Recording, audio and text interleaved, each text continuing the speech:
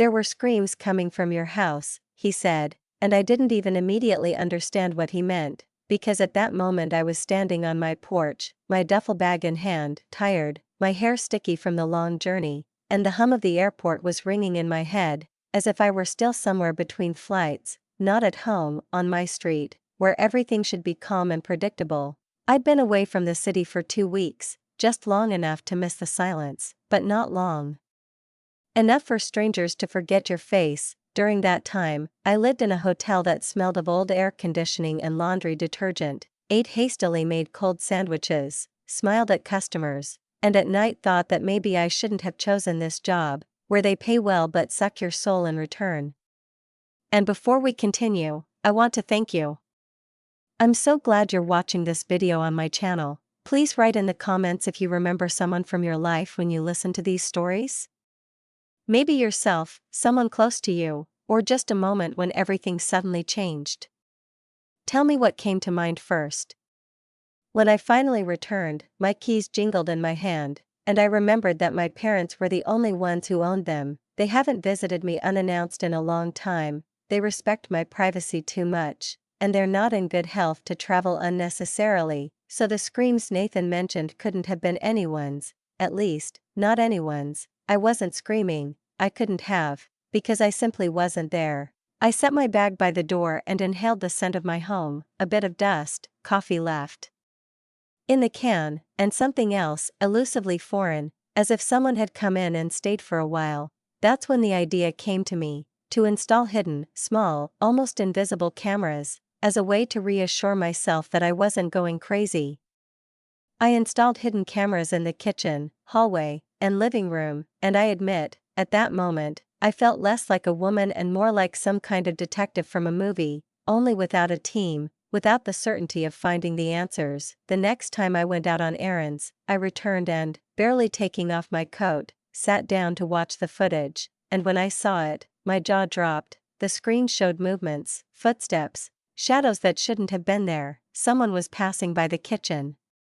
Quietly, as if afraid to wake someone, the door opened by itself, and something resembling a woman's silhouette slid into the living room. 30 minutes later, I was sitting with the police, explaining that something strange had happened in the house, that I had seen it with my own eyes, that the recordings were real, and not the product of fatigue. You see, I'm one of those people who locks the house on Tuesdays as if expecting an intruder. Deadbolt, double cylinder, combination lock, anything I can think of to feel in control. It's not paranoia, it's just a way to survive when you spend half your life on the road, in strange hotels, in negotiations where you smile at people who don't listen. I'm a consultant, one of those people who knows too much about other people's problems and too little about their own silence. It's a high-stress job with even higher levels of loneliness.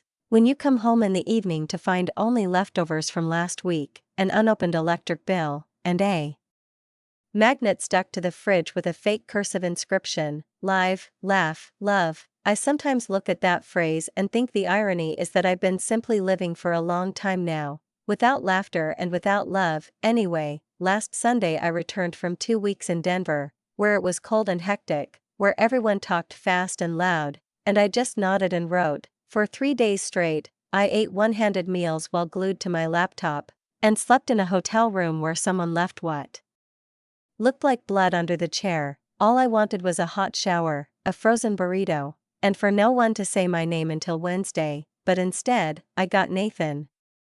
Nathan is my neighbor. He's in his 40s, and he's going bald in a defiant way, as if to show the world he doesn't care. He wears socks and sandals, and mows the lawn with a fanaticism that seems like he's been preparing for it his whole life.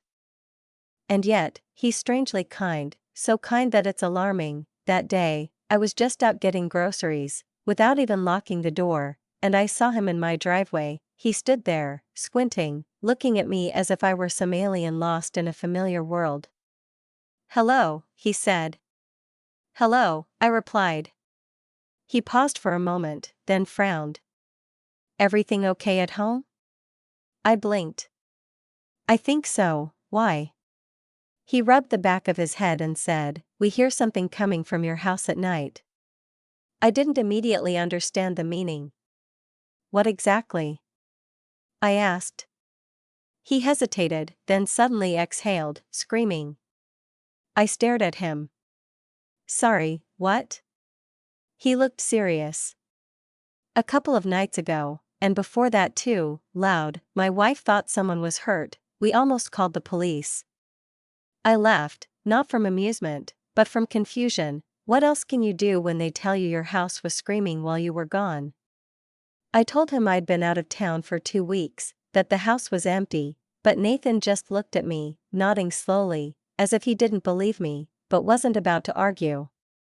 Well, if that's what you think, he said. I shrugged. I think so. He retreated toward the garage. Just keep it down next time, okay? And that was the end of the conversation. He left, and I was left standing in the middle of the sidewalk, holding my keys and feeling a strange, sticky unease welling up from somewhere within. After all, according to the neighbor, my house had indeed been screaming while I was gone. I went back inside and locked the door, as if that would make any difference.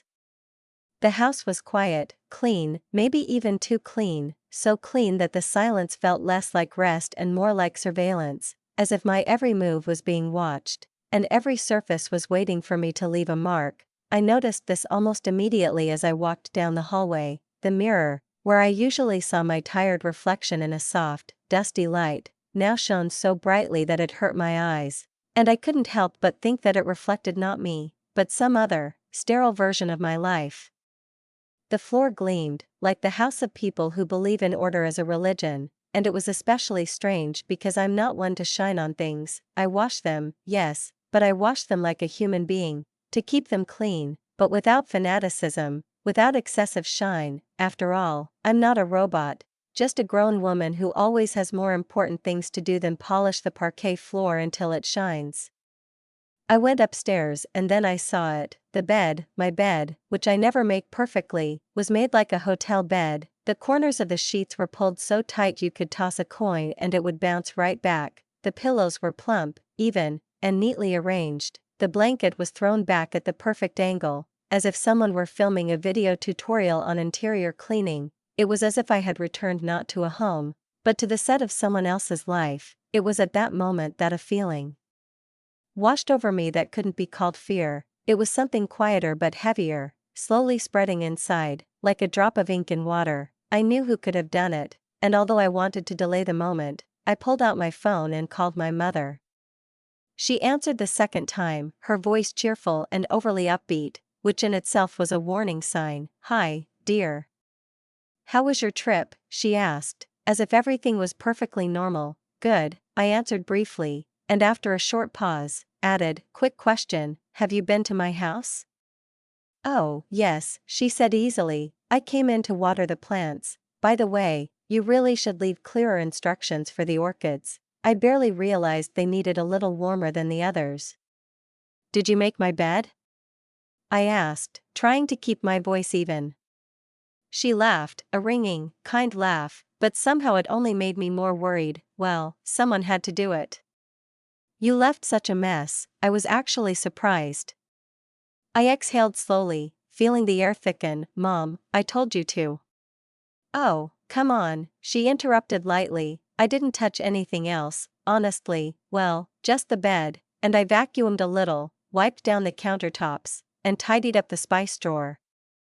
By the way, BT, did you know you have 3 identical paprika containers? It's practically a collection. I closed my eyes. Mom, you didn't bring anyone with you, did you? Of course not, she answered instantly, too quickly. Why would I bring anyone? Don't be silly, I didn't argue, not because I believed her, but because I didn't have the strength to parse her lies, soft, caring, but still lies, lying over this sterile cleanliness like a fine dusting of cinnamon and lavender air freshener. A few minutes later, she ended the conversation herself, having managed to offer a few tips on proper cleaning and remind me that I really should meet girls more often, because life goes on. And engineers, you know, are good people too.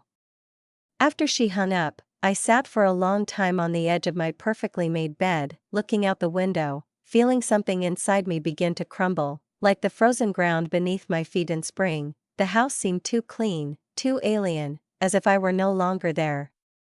Later, closer to evening, I finally went outside, not because I wanted to, but because I needed to buy something for dinner and simply get my mind off things. The air was thick, humid, smelling of autumn and gasoline. Nathan was back in his garage, somewhere in the back, rearranging boxes, as if building a fort. I approached slowly, unsure where to begin, and said quietly, "Hey." He looked up, "Hi." I rubbed my palms, feeling uneasy. "Can I ask what exactly did you hear coming from my house?" He hesitated, as if weighing his words. "I'm not accusing anyone," I added quickly, "I just wasn't there, and I'm trying to figure out what happened." Nathan looked past me, at my house, then back at me. "There were people there," he said finally, "different people, coming and going." "When?" I felt my heart begin to beat faster. "A few nights ago, around midnight, and the night before too." He scratched his beard, and then screaming, not really screaming, like someone was in pain. It wasn't normal, not just noise, not a fight. I remained silent, unsure what to say. He added, "And, this isn't the first time. I haven't said anything before, but something like this happened before, in March, not as loudly, but similar." I raised my eyebrows. "In March?"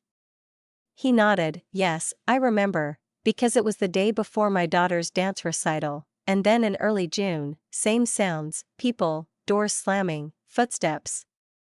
I stood, listening, and realized that with each of his words, a chill from somewhere within me was rising higher, all the way to my shoulders. Everything I considered stable, my home, my walls, my things, had suddenly turned into someone else's stage. I nodded slowly, though I felt not a shred of calm. There was a tight tremor in my chest, like an invisible spring about to snap, and everything around me, even the air, seemed stretched to its limit. "Listen," Nathan said more quietly, looking not at me but somewhere past me, as if afraid to meet my gaze. "I'm not trying to cause trouble, really, but whatever's going on, it's not a trifle." His voice was muffled, almost sympathetic, which only made it worse, because he spoke the way people speak to people they consider a little odd but still pitiable. I nodded again without answering, just to end the conversation quickly, and went home, feeling his gaze tugging at me from behind me like an impossible thread. Inside, I locked the door again, checked the lock, hunkered down as if in a fortress, and pulled out my old diary, where I'd written down everything: trips, meetings, dates, to avoid confusion. March 10th, Atlanta, June 2nd, Denver. Both dates matched Nathan's words, and it sent a chill down my spine. Those days, I was definitely far away, staying in hotels, eating fast food, and writing reports for clients. Convinced the house was empty. Mom said she'd only watered the flowers, nothing more, but if Nathan's hoarse voice and those damned cameras were to be believed, there were people in my house. They'd come over, shout, do things, while I was hundreds of miles away, thinking I had everything under control. And now I suddenly realized, I wasn't living alone, I was just the only one paying the rent. I didn't sleep a wink that night. I didn't check the locks, I didn't brush my teeth, I didn't try to distract myself with my phone. I simply lay in the same bed someone else had made for me, and I felt the alien neatness, the alien order, beneath me, like a fingerprint. I tried not to think about what I couldn't unsee: the screams, the unfamiliar faces, the coincidences between March and June, all those strange dots that connected into a line, as if someone had been drawing the pattern of my life while I was gone. Every time I left, something happened in the house, and it seemed to get worse each time. I didn't know what, and this not knowing was more frightening than any answers. People came and went, music played, my bed was made incorrectly, the floors too clean, the mirrors too bright. Everything around me felt like someone had erased the surface of my reality and painted on a new one, glossy, correct, but alien. And the scariest thing was that now I couldn't help but notice it. If you want to understand why I didn't immediately call the police, run to my friends, or empty the entire contents of my closets into the street, you need to understand my family, because it all starts there. When I say family, I mean the four of us: my parents, my sister, and myself. And, frankly, one of those things has always been different. My parents were hippies. Not the sweet kind who bake homemade soap and sell their products at farmers markets with a smile from ear to ear, but the real deal, with all the trappings: drum circles at dawn, gong-based meditations, herbal teas whose names no one really knew, and endless conversations about energy flows, chakras, and cosmic purpose. My mother wore expensive shawls with Indian patterns and talked about the vibrations of the universe until, as she liked to joke, the universe itself decided it was time for her to land, that is, until she became pregnant with me.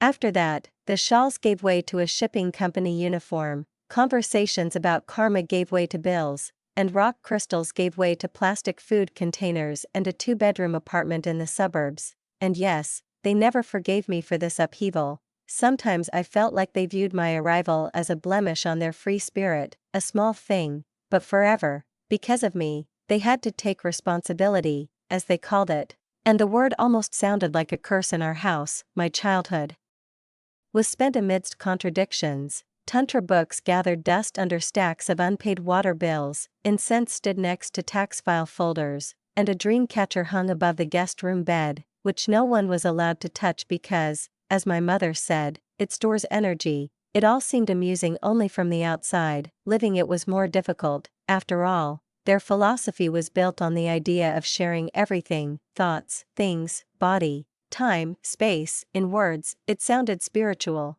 but in reality, it meant that you can't have anything exclusively yours. I was born first, and I was lucky then. 2 years before my sister, I got a bigger room. As it turned out later, this was my first mistake. When my sister turned 5, she suddenly decided she wanted to turn her room into a dance studio. My parents, of course, supported her. As always, the studio lasted 3 weeks, but after that, I lost half my room because it's only fair to share space. Then it was my books. Well, you've already read them, give them to your sister, then the toys, then the bike. She needs to learn to ride, don't be selfish. And every time I tried to object, my father would say in his calm, almost kind voice, the ego is a chain, you need to learn to let go. Everything material is an illusion. That was the first time I learned how strange the word capitalism sounds when spoken by someone who'd just taken away your beloved bike.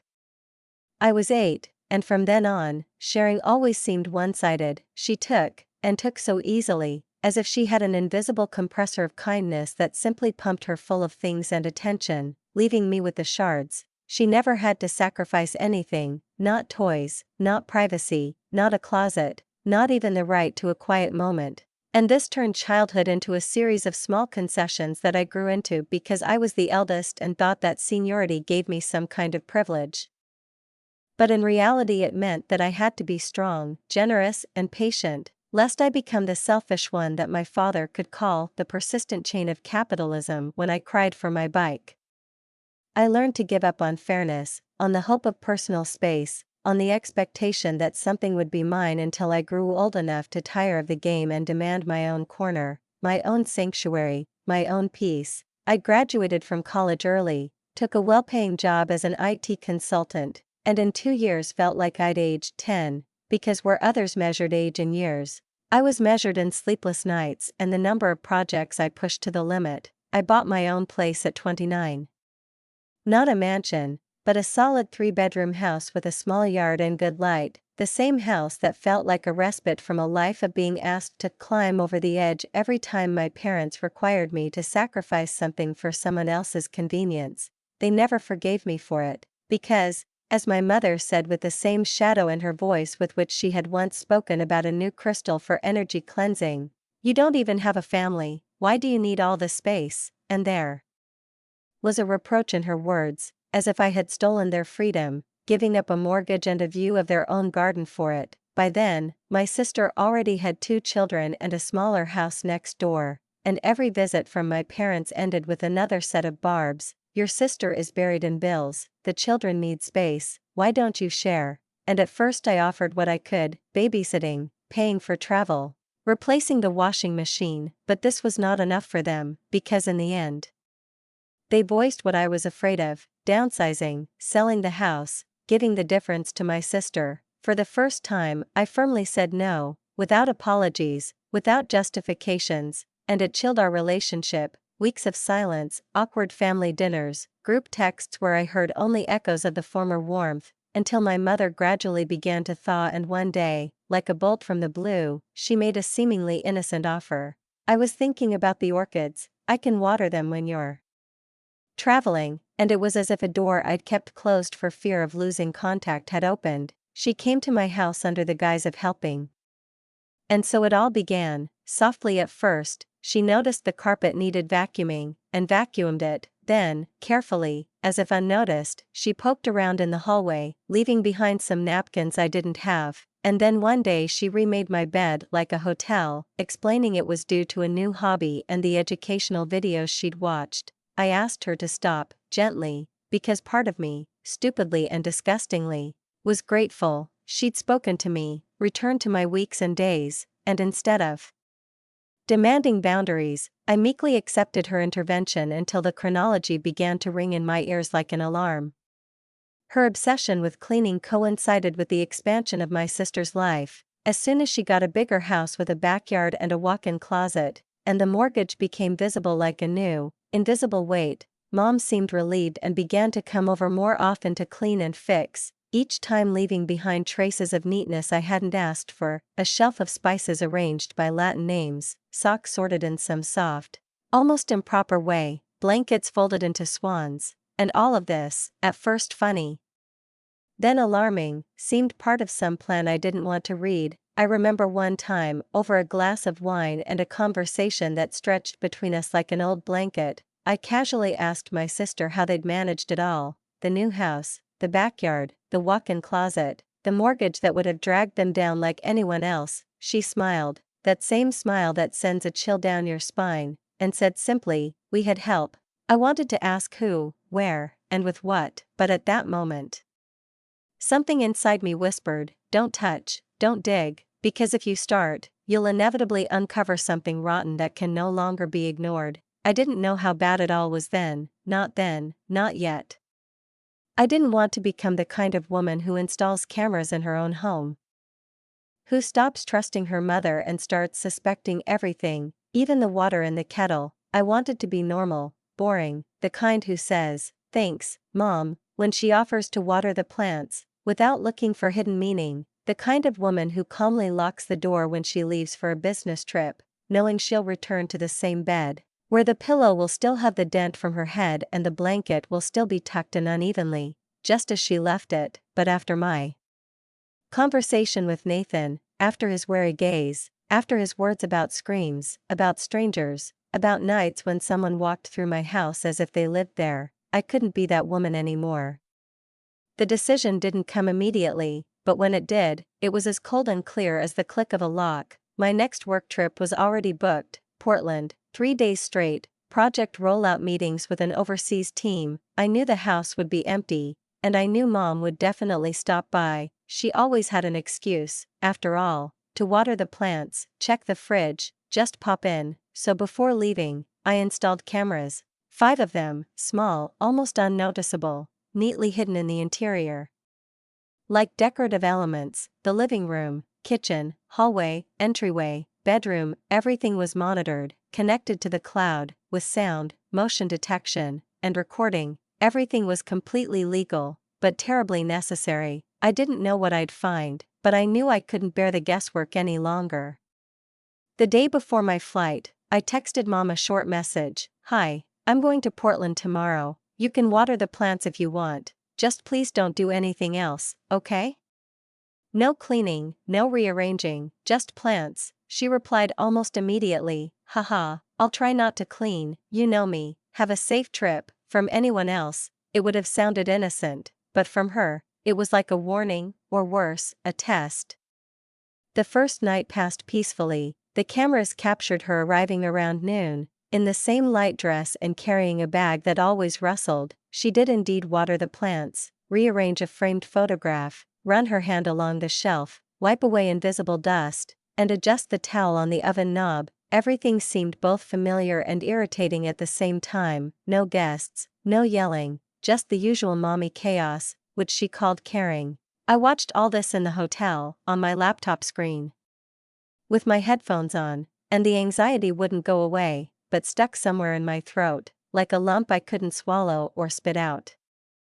On the second evening, I turned on the feed around 8. At first, there was emptiness, silence, the soft light from a street lamp reflecting on the floor. Then the door slowly opened, and a man walked in, not Mom, tall, broad-shouldered, with a duffel bag slung over his arm. He walked through the living room confidently, without hesitation, as if he'd already been there and knew exactly where everything was. My heart pounded so hard I could hear it even through my headphones. A couple of minutes later, another man followed him, younger, with a short beard, then a woman with a long silver braid and a bottle of wine, then another, in boots and a red shawl, then a man with a folding chair. No one knocked, no one called, they moved quietly, confidently, as if they were returning home. I stared at the screen, unblinking, feeling sweat trickle down my back even though the room was cool. They sat down, someone poured wine. Someone pulled paper folders from their bag, someone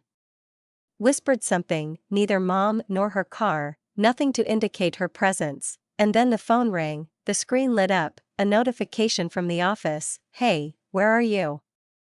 Our call with the Indian team has already started," and I, momentarily forgetting everything, automatically grabbed the phone, not taking my eyes off the monitor, where my house was filling with strangers, as if they always lived there. Only I, a guest, accidental, temporary.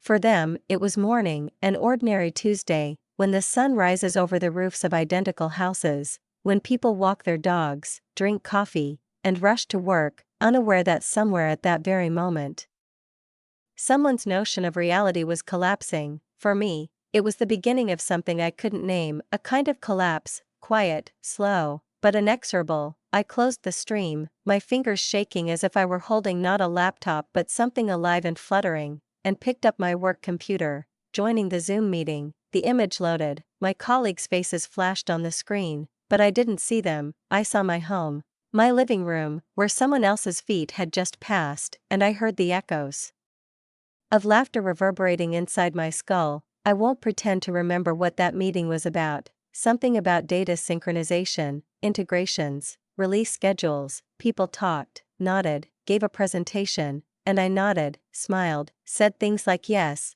that's right and I agree, and perhaps agreed to something that would later lead to a disaster at work. But at that moment, it didn't matter. Everything I heard was muted, as if someone had turned down the volume on my life, leaving only my breathing and the pounding of blood in my ears. On the outside, I was calm, but on the inside, I was a complete spiral. The meeting lasted 30 minutes, it felt like 10 hours.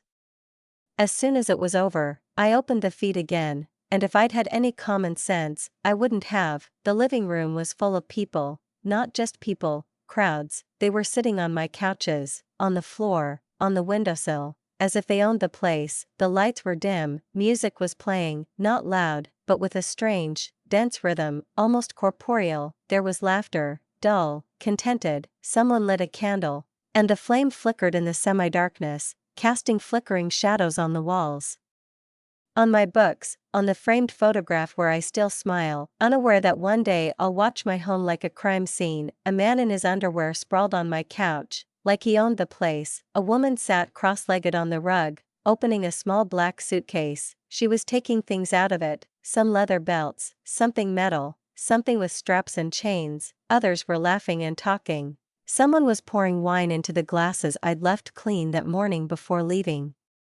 I felt my heart pound in my chest, and my fingers clenched into fists. On the screen, someone walked barefoot down the hallway, holding a blindfold, and I recognized it, the very one my mother had once bought at a fair and boasted that it could be used for meditation. The woman giggled as she passed a bookshelf and looked directly at the spot where the camera was hidden, not exactly at it, but close. It was enough to send a chill down my spine, like someone breathing into my ear. This was my home, my couch, my desk. I'd eaten lunch there, I'd put my coffee there in the morning, I'd dusted those shelves, and now it was all part of a strange ritual, something I couldn't explain or stop. I slammed the laptop shut, as if it were hot, as if I could hide from what I was seeing. For a minute, maybe two, I just sat there, staring at the wall, until my phone rang. The number was unfamiliar. I answered automatically, "Hello, is this BT Rossi?" A male voice, formal, with that special edge that comes from people who are used to speaking calmly about unpleasant things. "Yes," I said, and my voice broke. "This is Officer Brennan, Maple Glen Police. We received a report of a gathering at your home this evening. Are you aware that someone is currently on your property?" I felt the blood drain from my face. "No, I'm in Portland. I'm not home." "I understand." Several people at the scene expressed concern after discovering surveillance devices. Some didn't know they were being recorded. His words struck me like a blow. I opened my mouth, but nothing came out. "Your parents are currently present and claim they had permission to use the house." I almost dropped the phone. "They didn't." I only gave Mom permission to water the plants. I texted her about it. "I have a message." "Okay, Ms. Rossi, if you could, keep this. You may be contacted for an official statement. You don't have any legal issues at this time, but there may be questions regarding the use of the premises. We'll check." He hung up, but I didn't. I sat with the phone in my hand, like a block of ice, staring at the black laptop screen that, just minutes ago, had been filled with alien bodies, voices, and shadows. I knew it wasn't a dream. What I saw was happening, that my home was no longer mine, and that I could never, ever unsee what I'd seen. 15 minutes after I hung up after speaking with the police, the phone came to life again, vibrating on the table like a heart that couldn't calm down. This time it was Mom. The name on the screen seemed to burn my eyes. I stared at it for a long time, hesitating to answer, as if it weren't just a call, but a door behind which lay everything I feared to find. And yet, curiosity was stronger than fear, because I still hadn't heard her voice after seeing strange bodies lying on my carpet in my living room, and how belts and glass vials now lay on my desk where bills and magazines had recently lain. I pressed the green button. "Honey, listen, just tell the police what you knew, okay?" Those were the first words, and they fell into the silence like a stone into water. Not "Are you okay?" or "It's not what it looks like," or even "I'm sorry we intruded." Just, "Tell them you knew." I stood there, holding the phone to my ear, silent until I realized she really did want an answer. "What?" I finally said. "What do you want me to say? That I gave you permission to use my house?" "It was just a meeting, baby, no big deal, just like old times," she said quickly, her voice somewhere between apologetic and exasperated. "Remember those social nights we had when you were little? People we trust. It wasn't dangerous. Don't get the wrong idea. Just tell them it's okay, please." I stood slowly and walked to the hotel room window, feeling the air thicken, as if even oxygen refused to enter. Outside the glass, everything looked painfully normal. A minivan parked crookedly, a woman trying to untangle a child from a scarf, a man rushing to the elevator with coffee. Everything was ordinary, calm. And yet inside me, a siren was wailing. "Mom," I said, trying to keep my voice steady, "what were you doing in my house?" There was a pause, the kind in which you can hear your own pulse. "I saw people," I continued. "I saw what they were doing. I saw what was on my desk, on the carpet, on the couch." "What was that?" The silence deepened, then Mom sighed. "We can explain, but not now." "No," I said, "no." "What was that?" "It's not illegal," a quiet male voice suddenly interjected. I recognized my father's. "We didn't hurt anyone. It's personal. Someone just overreacted and called the police, because they found a camera." I interrupted. "Yes," Mom said after a short pause in which I felt irritation building within her. "The camera you installed in your house. Because you used it without telling me," I said, and felt something inside me snap. More silence, then my father, still in that same guilty, defensive voice. "We didn't think you'd understand. So they decided not to even give me a chance," I said slowly. "They just did it because I would have stopped it. We thought it would be easier," my mother said, and there wasn't a shred of shame in her voice, only weariness. I didn't yell, I didn't argue. I simply set the phone on the edge of the table, not throwing it down, not slamming it, just setting it aside as if it were something foreign, something no longer connected to me, and stared at it for a long time until the screen went dark, as if none of this had happened to me. 3 days later, when I was already home but couldn't bring myself to go further than the hallway, I received a Facebook message from someone I hadn't thought about in what felt like 10 years, an old friend of my parents, gray-haired, with a soft voice that always smelled of chamomile tea and book dust. He kept a poetry blog, posting photos of cats and old postcards. His message began politely, "Beatty, hi, hope you're well." Then, "I didn't realize they didn't have your permission," they told us you were aware and that you were comfortable with it. "I'm so sorry. If it helps, here's the website they set it all up through, and the link." No title, no description, just a clean, white URL, as if designed for those who already knew where they were going.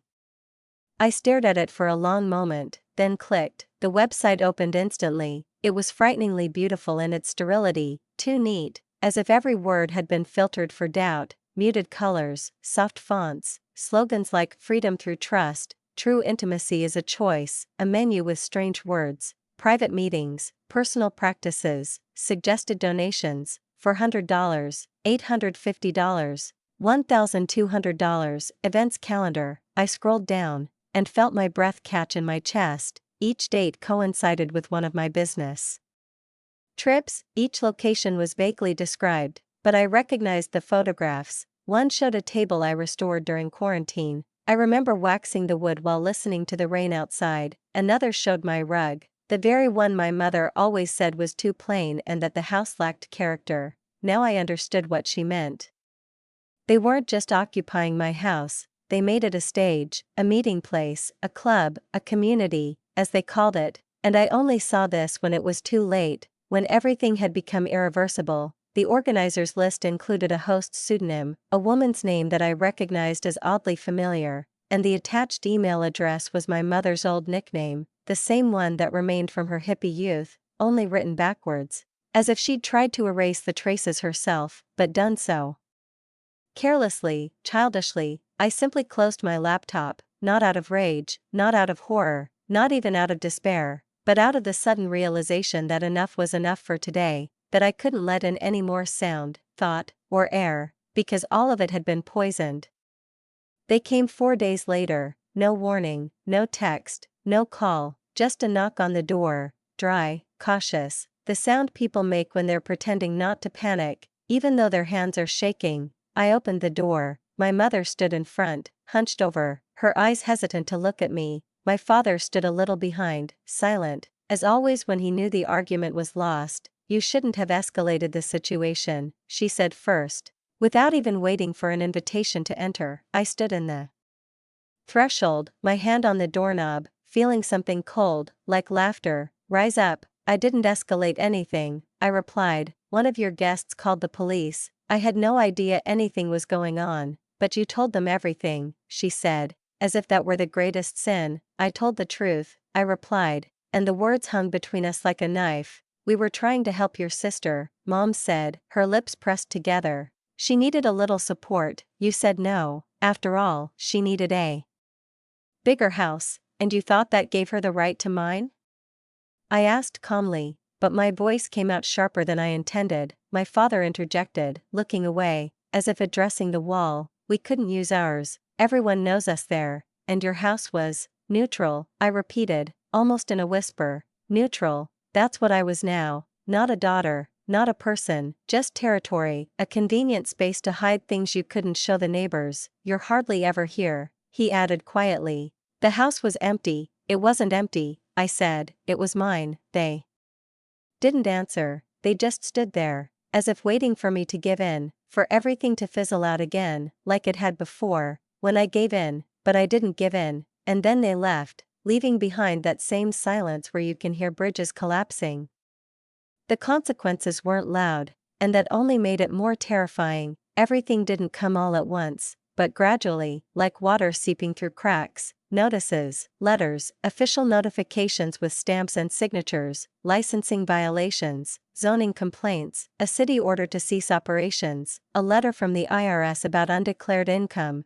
One of the guests sued them for emotional distress and breach of confidentiality. They didn't go to jail, but everything they had unraveled like fabric. In the rain, financially, yes, it was difficult. Socially, it was worse. Their old friends stopped calling, the website shut down, the community disappeared. and they were left alone, tired, weakened, and perhaps for the first time truly understanding what they had done. A week later, their sister called. Her voice was thick with anger, like someone who, for the first time, had to pay for someone else's mistakes. "I hope you're happy," she said without greeting me. "Excuse me?"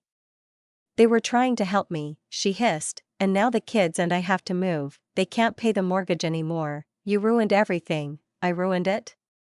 "They used my house without my permission. They did it for you." "No," I replied, "they did it without asking, like they always do. You could have protected them," she said, and the line clicked as if the connection had been cut, though I knew she'd simply hung up. I sold the house, quietly, without announcements, without discussion, without explanation. I hired an agent, signed the papers, packed everything I needed, and moved. The new place is smaller, quieter, further away. It smells of new paint and empty walls. There's not a single thing in it that reminds me of those years when I still believed family was forever. I didn't leave the key under the doormat. I didn't give anyone a copy. They called once, maybe twice, no messages, no letters, just missed calls that I left as they were, and then, silence. There was no scene, no confessions, no tears, just understanding, that mature kind when both know it's over, but neither wants to say it out loud. We didn't fight, we simply stopped revolving in the same orbit. They thought I would protect them, I thought they would protect me. We were both wrong, that's all. Some people later said I was too harsh, that I could have smoothed things over, forgiven, understood. Others said I'd tolerated it too long, that I should have set boundaries earlier. I don't argue with either of them. Sometimes I just sit in the evening, open my laptop, and think that maybe I should share this story, so that others know what happens when love becomes an excuse for intrusion. What do you think? Have I gone too far or not far enough? Let me know in the comments. And if you want to hear more stories like this, hit subscribe.